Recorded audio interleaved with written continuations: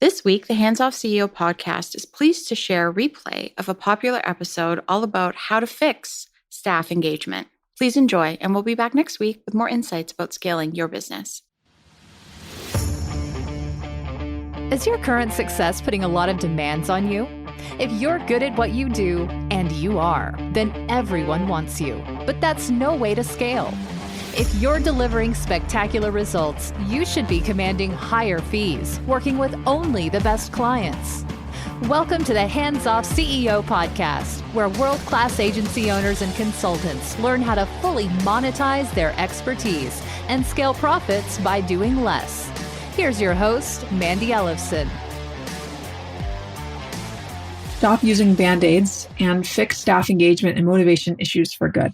So at different stages of an agency growth, there's some different challenges with team enrollment and motivation and generally engagement. Earlier on in the growth, one of the things that we hear is that, I've hired these people and they're just not doing the level of work that I'm expecting them to do. Further along, some of the things that we hear is that, my team, they're just generally feeling worn out and, they're complaining they're not getting paid enough. And these are some of the things that we hear at different stages. And one of the things that I have seen from different consulting agency CEOs that come to us is that they are trying in vain to motivate people with the wrong things. They think that they need to pay them more. Definitely not against paying people more, but if you have a general systemic issue of staff motivation on your team, money is probably not the main problem. Certainly that can be helpful. It's never a bad thing to be paying people what they're worth. But oftentimes when we hear staff start to say, I'm not getting paid enough, a lot of times what they're really saying is that I'm not having enough significance in my work.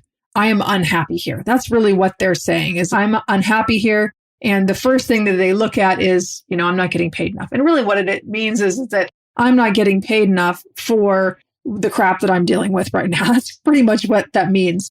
So really we want to address the root issue when you're at this point where the energy is sluggish in your team and people are unmotivated and maybe even they're leaving.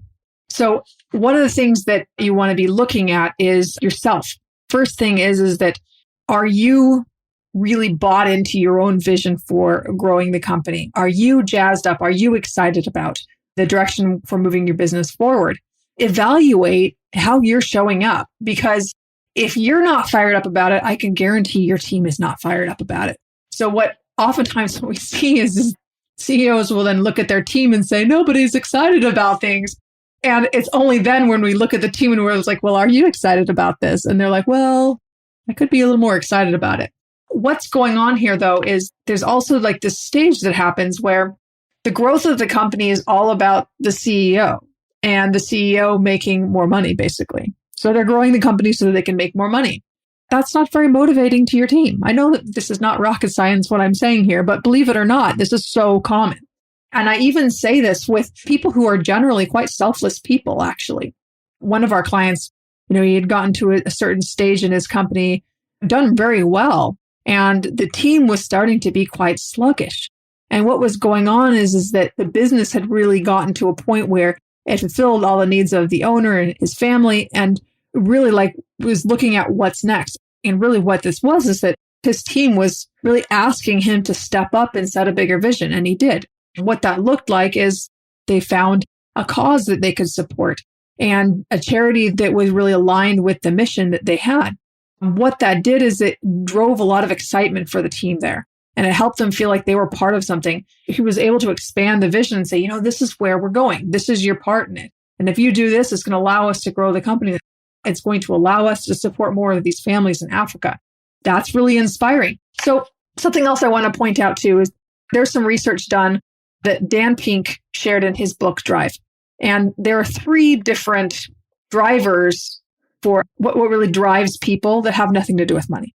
One of them is mastery. One of them is autonomy, and one of them is significance. You want to make sure that your business addresses all 3 of these in order to be able to maximize the output for your team, right?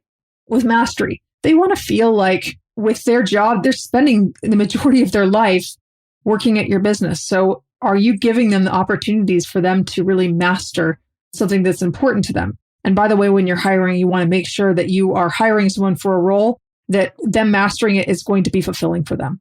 Otherwise, they're not going to stay very long. Are you providing opportunities for mastery? Are you giving them opportunities for autonomy? With our model, with hands-off growth, there's a lot of autonomy there. So we look for and screen for staff and employees who like to work independently and that can work independently, that can make decisions and that can bring solutions, not problems. Really, the top performers, they really enjoy having autonomy. But it's a bit of a challenge because in our culture, we are raised from the time that we started school that don't make mistakes, don't color outside the lines. Mistakes are wrong, mistakes are bad. In fact, they've probably been fired from making a mistake in the past before too, at companies that are quite petty, that don't fully give their employees the ability to make mistakes in a safe way. That doesn't mean that all mistakes are okay to make.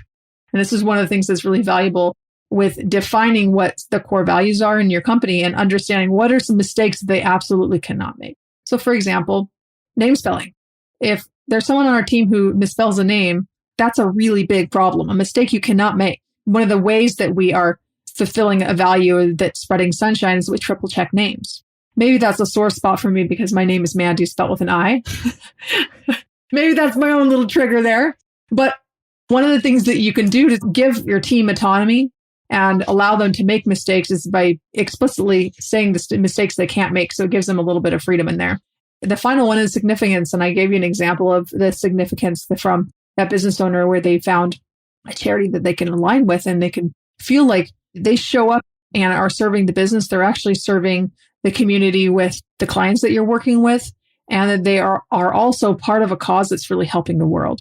Especially with the younger job market that's coming in, they really want significance. It's very important to them, the millennials, that they have a way that their work is more meaningful than just their paycheck. That's a really good positive change that is happening. In summary, if you are having staff engagement and motivation challenges, first look at yourself and make sure that your vision is inspiring to yourself and that you're actually communicating that vision to your team. It's natural as you're growing the company for you to outpace your vision, and then that can cause some stagnation. So what you need to be doing is constantly looking at your vision and expanding it and expanding it. And that's one of the things that we do at our retreats. We have quarterly boardroom retreats. We have them in person whenever we possibly can. But one of the most important pieces that we do at that is actually just expand the vision, because you cannot grow if you can't have the vision for it first. So if you grow into the vision, you have to make sure that you continue to expand that vision. Otherwise, things will get sluggish in your business. And one of the ways that it's showing up is your team. So again, remember that staff engagement and motivation can just be a natural consequence. It's showing you that your vision needs to expand. And then coming back to Dan Pink's, the three things that staff are looking for outside of money is mastery, autonomy, and significance. And when you can provide those to your team, and when you can provide such a big vision for them to really step into and be part of and really create an opportunity for them to grow with your company and to grow a career and grow their skill set and to be something bigger than themselves. When you can provide that, then what that allows you to do is to be able to attract levels of talent way before you might have otherwise had the budget to do it, because they look at what you're building and they say, I want to be part of this. This is exciting. Hands-Off CEOs is walking proof of that. And we have an exceptional team, and we've been able to attract really excellent people because what we're doing in the world is really exciting for them to be part of. It's been very exciting to see how our team has grown with the company and vice versa. So we're seeing that with our clients as well. And it's really about making sure that you can create an opportunity for someone where they want to be part of it and they just want to find a way to make it work. So this is just one piece of overall puzzle to be able to generate a hands-off CEO business. And there are actually 5 steps in our Scale to Freedom framework. And weekly, we walk through that framework on Wednesdays at 12 p.m. Mountain Standard Time. And if you would like to come on that executive briefing and really find out what is working right now to scale agencies in this market, you can go to handsoffceo.com/RSVP. and you can book out a spot there for yourself. It does fill up pretty quickly because I do this in small groups because I like to have the opportunity to talk with each one of you and to really give you feedback on your business. So go to that link, handsoffceo.com/RSVP, and I'll look forward to meeting you there. Hope you enjoy this episode of the Hands Off CEO podcast. I am your host, Mandi Ellefson, signing off.